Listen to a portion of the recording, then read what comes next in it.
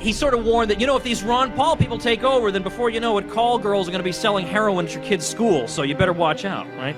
It's the usual sort of, just awful, right? Ridiculous nonsense, right? From people who are, by the way, supposed to believe in decentralized government and the 10th Amendment, except when it's issues that, they're just not comfortable with. They want the federal government intervening. I voted for Ron Paul, and I would vote again for him.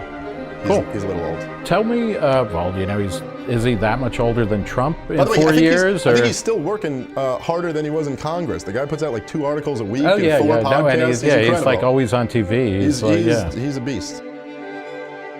Do you think, though, that, Cantwell was part of a broadly defined libertarian movement?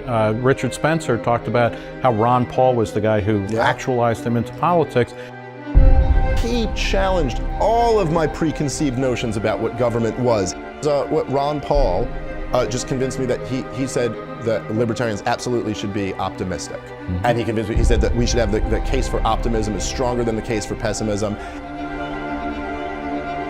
In this race, at least for now, of Romney, Perry, and Buck. I think that's fair to say.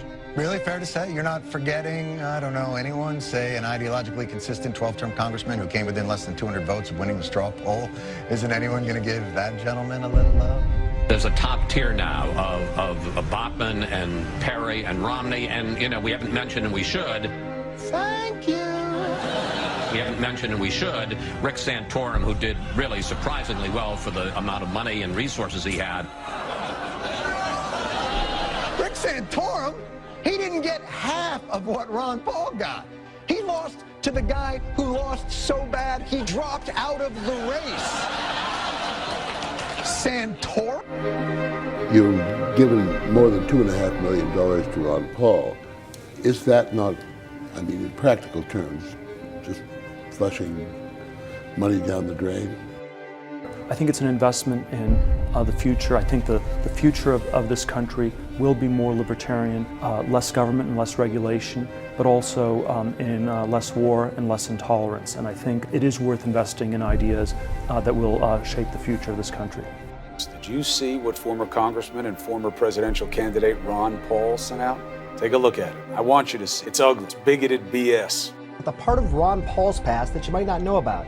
And truth be told, it's a part of his past that we don't know fully about. That's because the congressman who's now leading the polls in Iowa, it's kind of prickly whenever he's asked about this. The questions have to do with racially inflammatory writings published in monthly newsletters bearing his name, and these were to paid subscribers during the 80s and 90s.